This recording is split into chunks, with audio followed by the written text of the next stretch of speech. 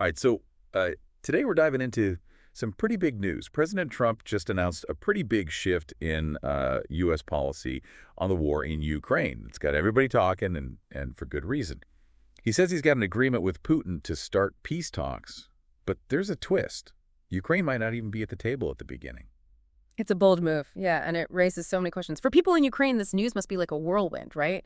Imagine living through a war and then suddenly hearing about peace talks, but not even knowing if your own government's going to be involved in shaping the outcome. Yeah, it's a big cause for concern, especially when we start thinking about historical parallels. I mean, think back to things like the Munich Agreement, where decisions about a country's fate were made without them even being there. It didn't really end well, did it? No, not at all.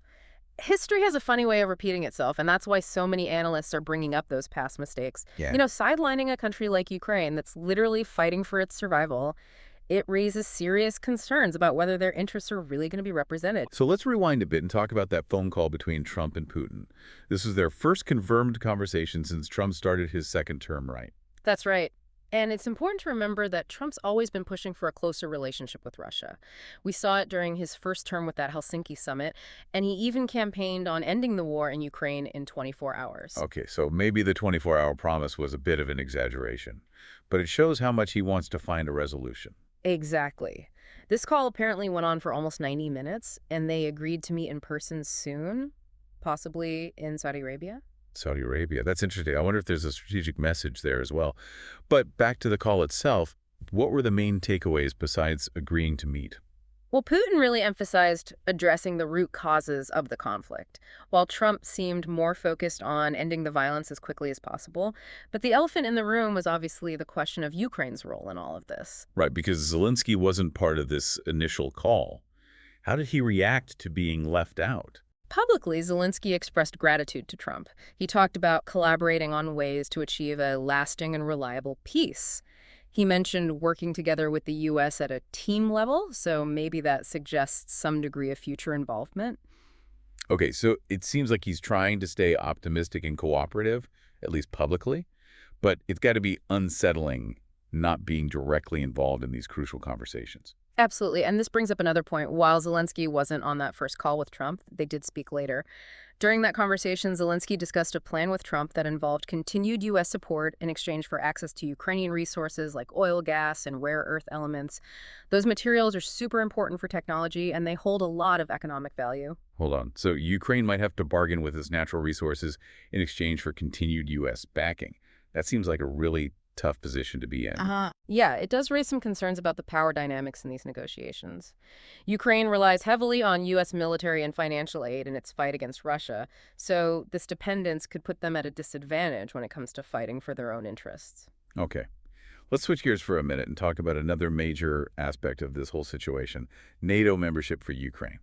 We all know this has been a sticking point for a while now. Right, and there's been a major shift in the stance. Defense Secretary Pete Hegseth was in Brussels recently, and he straight up said that NATO membership for Ukraine is unrealistic at this point. And this is after the Biden administration said that Ukraine joining NATO was inevitable. It's a huge change in policy. Wow, that's a complete 180.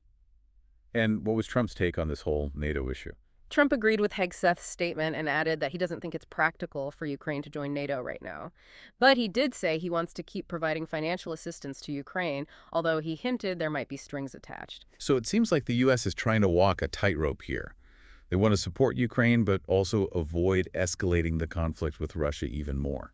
It's a delicate balancing act. Exactly, and it looks like Trump's betting on a deal with Putin as the best way to get some stability in the region. Okay, so let's dig into that potential deal. What are we really talking about here? What kind of agreement could be on the table? Well, some analysts are saying it could look like the partition of Germany after World War II. Think about it. A divided Ukraine with a hard border separating the Russian-occupied areas from the rest. It's not ideal, but it might be the most realistic way forward at this point. But divided Ukraine. Feels like we're going back to the Cold War. What would happen to the western part? Would they be able to join the European Union? Yeah, that's actually part of the proposed plan. The western part of Ukraine could potentially join the EU, but NATO membership wouldn't happen. It's a compromise that tries to address both sides' concerns, at least to some extent. That's a tough pill to swallow, though. I mean, most of the world condemned Russia's invasion as illegal. A partition would mean officially recognizing the territory Russia took. What kind of message does that send to other countries thinking about doing similar things? It's a valid point, and it's something that's got a lot of analysts and former European leaders worried. They're afraid this sets a dangerous precedent, basically rewarding aggression and maybe even emboldening other authoritarian regimes. Some even compare it to the appeasement of Hitler before World War II. They're warning that history could repeat itself. It's a scary thought. Yeah. And it definitely adds another layer of complexity to all of this. Let's take a step back for a second and think about what could happen if such a deal actually went through. Could this actually bring lasting peace? That's the big question, isn't it? Any agreement would mean big concessions from both sides. It's a high-stakes game with the future of Ukraine hanging in the balance. And it's not just about Ukraine, right? This has ripple effects that could reshape all of Europe and even global power dynamics. Absolutely. We have to consider the impact on NATO and the EU. Will they come out of this stronger or weaker? And what about the principles of international cooperation and the rule of law? If a powerful country like Russia can just invade and take territory without consequences, what does that mean for the future of global order? Those are heavy questions, and it's hard to know the answers at this point. We're definitely in uncharted territory. But let's focus a bit on the role of the United States in all of this. We've heard a lot about America first and a potential shift in U.S. foreign policy priorities. That's a key point, and we can't ignore it. Defense Secretary Hegseth going to NATO headquarters in Brussels was a clear signal that the U.S. expects its European allies to take on more responsibility for their own security. He basically told them to step up and defend themselves. Yeah. Do you think this means the U.S. is backing away from its traditional role as a global leader? It's a change in approach, for sure, and it fits with Trump's America First philosophy. Remember that quote from Secretary of State Marco Rubio? "We're subsidizing European social programs." It shows a growing skepticism towards traditional alliances and a desire for a more transactional foreign policy. So what does this mean for NATO? Is it about to fall apart? It's a question a lot of people are asking. Hegseth did say that the U.S. is still committed to NATO, but there's no denying that something's changed. It's almost like Trump is saying, we've been carrying the weight for too long. It's time for Europe to share the burden. And I can see why some Americans are tired of seeing their tax dollars going towards defending other countries. But there's also the argument that a strong NATO is key for global stability, that it stops further Russian aggression. What do you think about that? That's the other side of the coin, of course, and it's a perspective shared by a lot of experts who think weakening NATO would just make Putin bolder and make Europe more vulnerable to future threats. It's a complex issue with valid arguments on both sides. Let's go back to the potential peace deal for a moment. Yeah. You mentioned earlier that it would need big concessions from both sides. What are some of the biggest things that could stop a deal from actually happening? Well, getting Zelensky on board is going to be tough. He's already said he's worried about being left out. It's hard to see him agreeing to a deal that gives Ukrainian territory to Russia officially. Remember, he has to think about the people in Ukraine. And any deal that looks like a betrayal could have serious political consequences. That's a good point. It's easy to forget that there are real people whose lives are affected by these high-level negotiations. What about Putin? Do you think he's actually willing to compromise? Tough to say. Putin's recent military wins might make him less likely to budge. He could be feeling pretty confident and push for even more. It all comes down to how he sees the situation.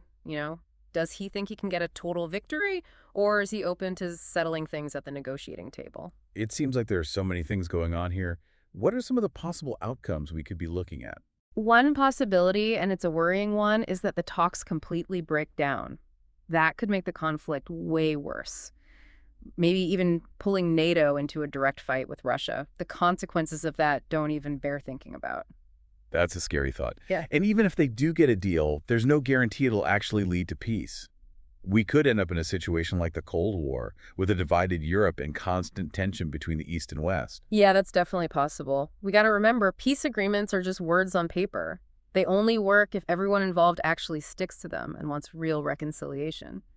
We could see a frozen conflict with simmering resentment and the possibility of things flaring up again. Sounds kind of bleak. Is there any reason to be optimistic? Are there any positive things to take away from this? Well, at least Trump and Putin have both said they want peace. Whether they really mean it or are just saying it for political reasons, we don't know yet. But it's a place to start. And their upcoming meeting could be a big turning point. It'll give them a chance to figure out what each other's thinking and maybe find some things they agree on. So it's a wait-and-see situation for now.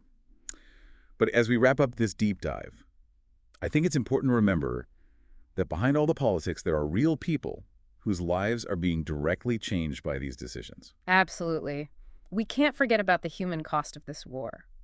The people in Ukraine have gone through so much, and they deserve a solution that brings real peace and security. Well said. This has been a heavy topic for sure. And it's obvious that the situation in Ukraine is super complicated. There's so much more to talk about as this story unfolds. We've only just scratched the surface, but hopefully this deep dive has given you a better idea of who the key players are, the potential risks, and the possible outcomes. This is a huge moment in history, and the choices made in the next few weeks and months will have really big consequences. And it makes you think, what does all of this mean for democracy and international cooperation in the future?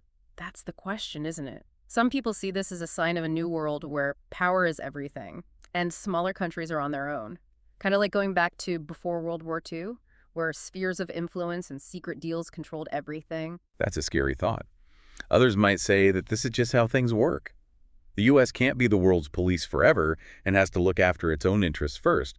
But where's the line between being practical and ditching your allies and principles? Exactly. That's a debate that's going to keep going. Ultimately, this is a story about power and principles and the whole idea of a world order based on rules. We need to keep asking those tough questions and having these conversations because what we choose now will affect the world we live in later. And that's why we do the deep dive, to explore these complex topics and encourage you, our listeners, to think critically and stay informed, because the future depends on it. Until next time, keep diving deep.